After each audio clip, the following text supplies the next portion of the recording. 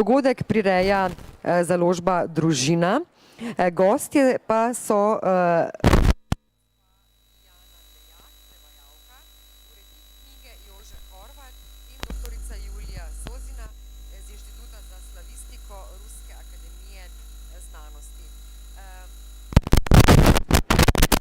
beseda o knjigi vaje pisatelja Vladimirja Šarova so eno bolj nenavadnih besedil v sodobni književnosti. Dogajanje se vrti v pričakovanju konca sveta leta 1666. Patriarh Nikon nedaleč od Moskve zgradi kopijo Jeruzalema. To zgodovinsko dogajanje Šarov v svojem romanu nadgradi z grandiozno gledališko predstavo, v kateri nastopijo osebe iz vseh 4 evangelijev. Roman daje odlično izhodišče za pogovor o času, v katerem živimo, o meji med zgodovino in fikcijo. Torej predstavitev še ene knjige danes, prvi dan tega knjižnega sejma. Tukaj na odru Forum, dobrodošli vsi, ki ste prišli in vabljeni k poslušanju.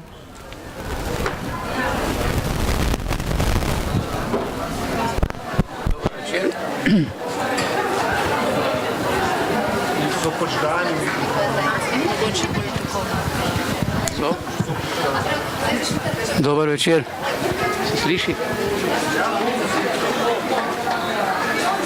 Dober večer. Moje ime je Jože Horvat, kot je bilo tam že povedano. Tukaj v meni sta dve gospe. Najprej bi predstavil gospo Julijo Srzino, ki je prišla iz Moskve. To je zelo zanimiva gospa, ustvarjalka, prevaja iz slovenščine. Je tudi članica v tistem odboru Foruma slovenskih kultur, ki mislim, da je za njo prišla ideja v Sloveniji in tako naprej, tako da nam bo lahko marsikaj povedala o stikih Slovenija-Rusija glede prevajanja. Potem je tu seveda Lijana Dejak, prevajalka zanimive knjige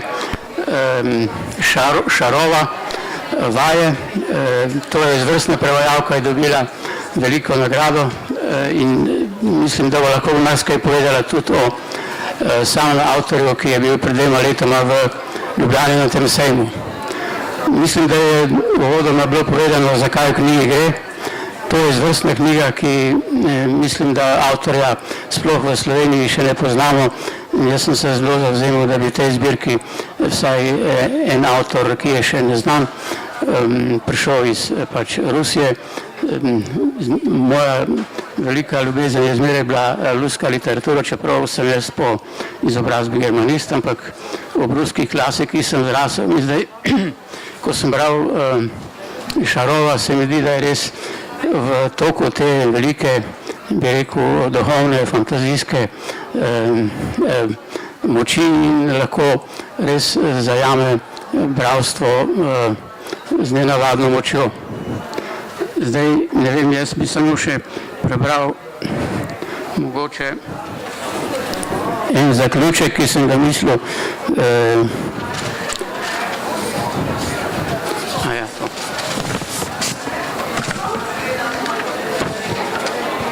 Bi pač dodal, da je to res bogato napisan roman.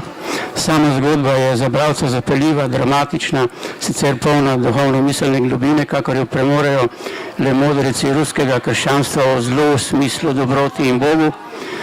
Nekateri drugi tudi o gledališču, o zgodovini, Gogolju, vsem tem namreč razmišlja glavni junak oziroma avtor te knjige. Na drugi strani pa je tu neka strašljivo dogajanje, ki so mu žrtve, bi rekel, ta igralska skupina, ki naj bi jo prizorila, bi rekel, predstavo o tem, kako pride Jezus spet na zemljo in s tem ostane konec sveta. Poznam nekaj strašnih zgodb, recimo, oni se pa potem vsega znadajo na koncu v enem stalinističnem taborišču v Sibiriji. To je eno od res grozljivih podob, čeprav moram priznati, da sem jih nekaj že pri ruskih avtorjih, recimo pri Solženicinu, že tudi bral, to da ta zgodba je nekaj posebnega. O tem sem tudi napisal nekaj spremnih besedi, o tem zlu, ki se tam dogaja, ampak zdaj bi dodal, da je posebnost tega predvsem tudi v kontrastu med globoko refleksijo, ki priteka iz virov krščanstva in na drugi strani bedno življenje kaznjencev, igralcev, ki pristanejo v tovorišču trpljenja, iz katerega ni rešitve. Kot bralca me, če smem tako reči, ta dva svetova silita v razmišljanje o nekih osnovnih vprašanjih človekovega bivanja, pisateljev stil, njegov zbrani, mirni tok pripovedi, pa mi vsiljuje misel, da sem na pragu tistega prostora, ki je eden od privilegijev književnosti. V njem me avtor skuša reševati moj stisk s trpljenjem, delom in drugim pač ljudi, ki jih opisuje, na drugi strani pa z lepoto umetniške govorice. To se mi zdi potrebno reči za to knjigo, ki je res vredna branja. Njena refleksija je taka, kakršne pravzaprav v sodobni literaturi jaz nekaj časa že nisem bral. Zdaj, kaj bi povedali o avtorju? Avtor je, kolikor vem, eden najpomembnejših teh mlajših, rojen leta, mislim, da 52. Prosim? Je. Dobil je že tudi veliko nagrad, predvsem v zadnjih nekaj letih. Najpomembnejša je pa nagrada Booker, ruski Booker, mislim, da pred 2 letoma. Zdaj, mogoče bi bilo zanimivo, če bi nam najprej gospa prevajalka kaj povedala o avtorju. Je bil namreč pred 2 letoma tukaj na sejmu in verjetno je imela kakšno zanimivo srečanje z njim, čeprav mislim, da ni bil samo v Ljubljani, ampak je imel nastope še v nekaterih drugih krajih po Sloveniji. Liljana, bi mogoče vi kaj povedali o njem? Ja, Šarov je prišel v času knjižnega sejma pred 2 letoma. In tako kot letos, tudi takrat Ruski inštitut za prevajanje vsako leto pripelje ponavadi 2 ruska avtorja. Tudi letos je pripeljal pesnico Lilijo Gazizovo in pisatelja Andreja Volosa. No, ampak Šarov pravzaprav ni imel kaj dosti priložnosti videti Slovenije, zato ker so pisatelji zelo zasedeni, ko so tukaj, nastopajo še v kakšnem drugem mestu, mislim, da je bil Šarov v Mariboru in potem tudi v Ljubljani je imel kar nekaj intervjujev, nastopov, dogodkov, je bil pa zelo zadovoljen s tem obiskom.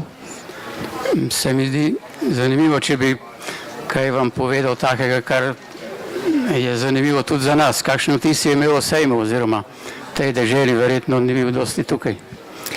Mislim, da tudi sejma ni prav veliko videl, zato ker je bil preveč zaseden. Imel je tudi precej dogodkov na Ruskem centru, mislim, da tudi na Filozofski fakulteti.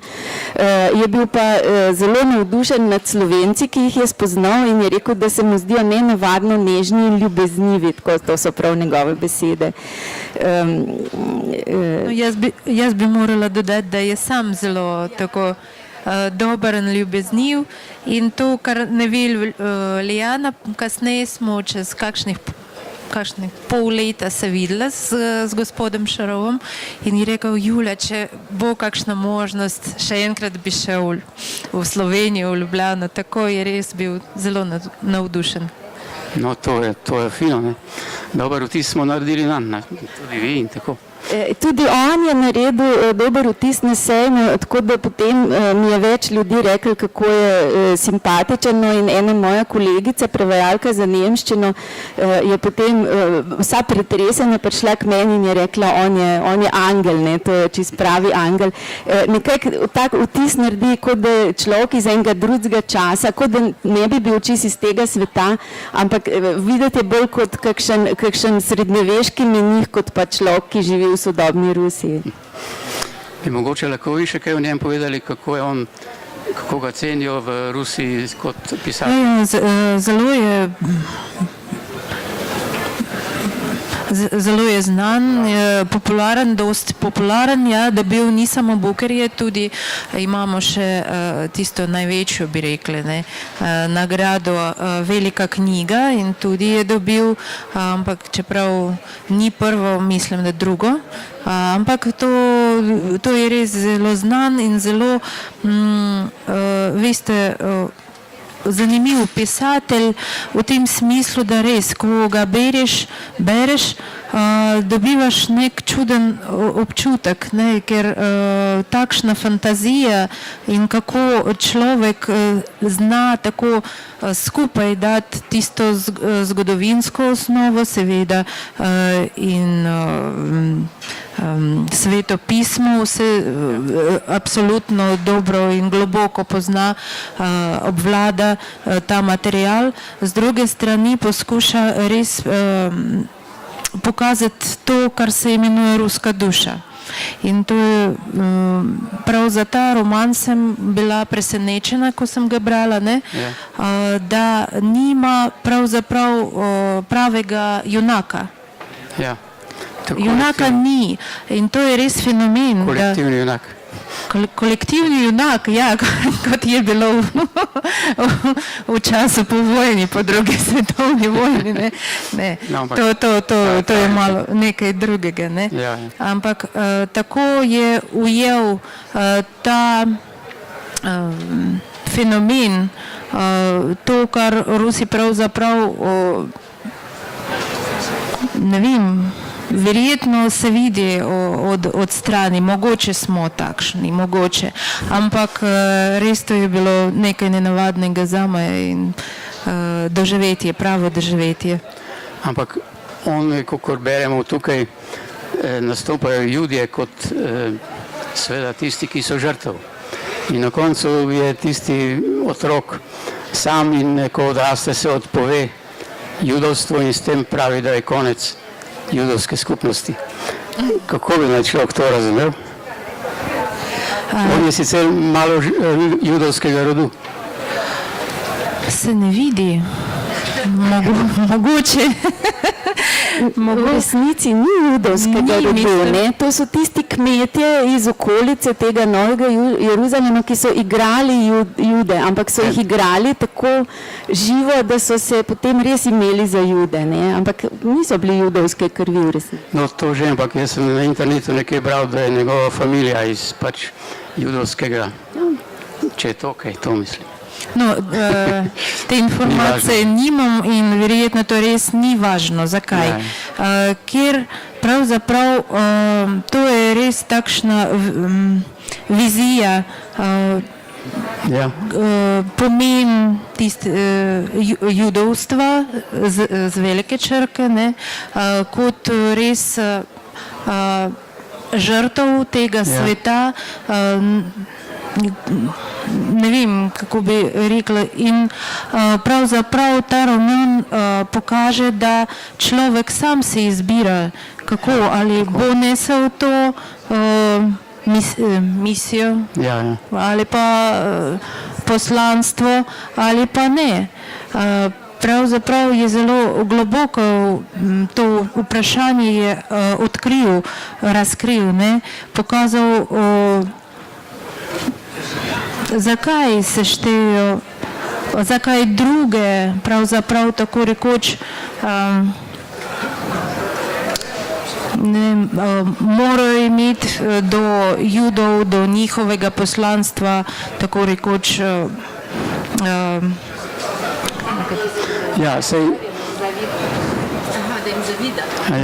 da jim celo zavide, da so bližje k Bogu, ne?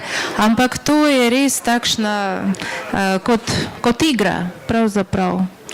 Mogoče je tako razumeti tudi ta naslov velike knjige, za katere je dobil Bookerja, Vrnitev v Egipt, ker to je tudi navezala vsaj na Jude v tem starem svetu, ne, ko so oni v bistvu zapustili Egipt, ker se jim ni zdaj v redu, medtem ko zdaj on govori, da se mi vračamo v Egipt. Ampak to je, kaj se vam zdi, jaz tega ne poznam, mogoče, če vi kaj veste več o tem. To je zanimiva ideja. Ideja je res zanimiva.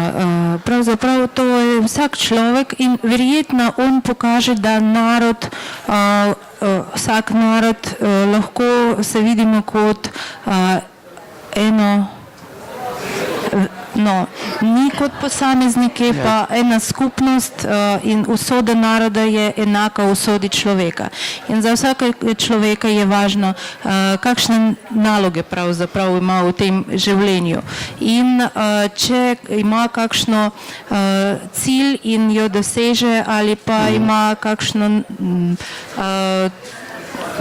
vizijo in mora vse narediti, da to postane resničnost, ne? In pravzaprav ta knjiga o tem, kako ljudje verujejo v to, da bodo oni, prav oni postali tisti izbrani ljudje.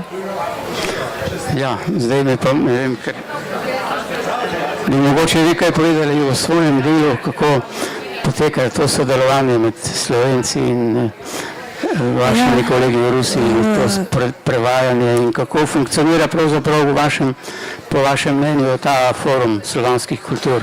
Forum slovanskih kultur za nas je res, mislim, da je zelo pomemben, čeprav seveda, no, to je tudi ena povezava, tam so Judi, tu so Slovani, to ni važno. Važno, da je nekaj, kar nas združuje. To je važno. Spodbuja združevanje. Spodbuja združevanje in olajša združevanje. Pravzaprav preko jezika, preko zgodovine, preko tradicije. Tradicije lahko najdemo bolj skupnega, bolj podobnega in na začetku sami med drug z drugim, potem pa širše v celotnem svetu, ker Slovani smo 300 milijonov. No, 300 milijonov in to je največja populacija v Evropi.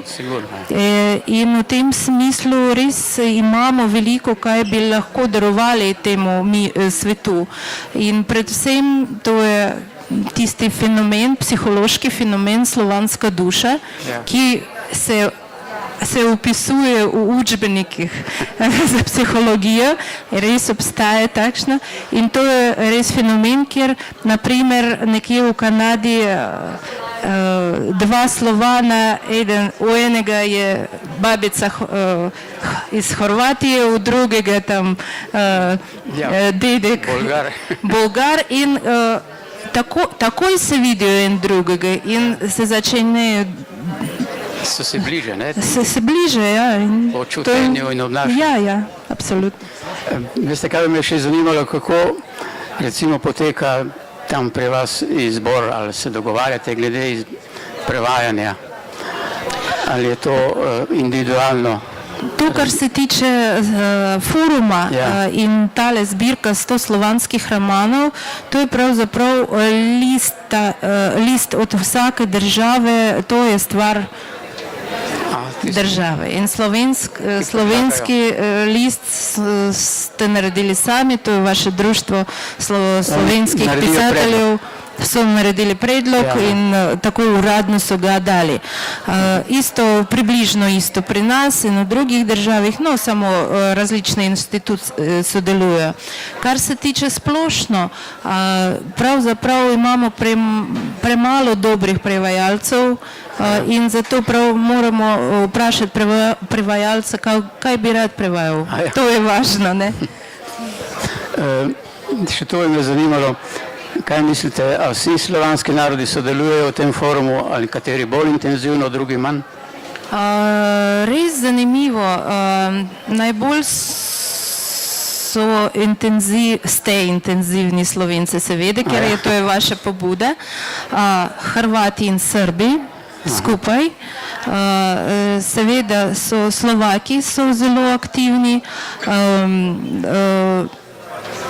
Zdaj Makedonci so tudi, kar se tiče ostalih tudi in praktično je celoten slovanski svet se že tako na en ali drug način sodelujejo. Naprimer, lani je Poljski muzej dobil nagrado Živa, naprimer, ne, Čehi, Poljaki so kot opazovalce tega, ampak vsekakor sodelujejo, skratka status tu ni tako važen. Imam še eno majhno vprašanje. Ali sodelujejo tudi tile pripadniki, ki mi pravimo najmanjši slovanski narod, lužiški Srbi? Kateri? Lužiški Srbi. Lužiški. No, lužiški Srbi nimajo svoje države, tako rekoč, ne. In za zdaj pravzaprav forum deluje na ravni tistih najvišjih kulturnih organizacij, ministerstv, pa imamo v načrtih, da bi potem malo tako šli širje in tiste naše slovanske ni diaspore, skupine tudi bi, tako bi verjetno kmalu bi pripadali tu k forumu tudi in Avstrija seveda in Madžarska in seveda Kanada in Amerika, ne. Zanima me, kakšno veselje vam ali nalogo ali dolžnost predstavlja prevajanje slovenskih knjig? To je zelo, veste, kaj je zame prevajanje, jaz ne vem, mogoče Lijana ima druge izkušnje, jaz pa raje prevajam tako rekoč, jaz grem v besedilo z glavo, tako rekoč, da bi našla en večji čas in od zjutraj do zvečer, celoti tam. Počasi, veste, imam takšen zelo iskreno rečeno šťastlivé čustvo. Občutek sreče, res, da imam neko povezavo z nekim svetom, neposebnim. No, tak svet je verjetno ta knjiga, ki ste jo zdaj, se mi zdi, prevedli, Sosičeva, Balerina, ki je zanimiva potem, da to deklica, bi rekel, avtistka. To je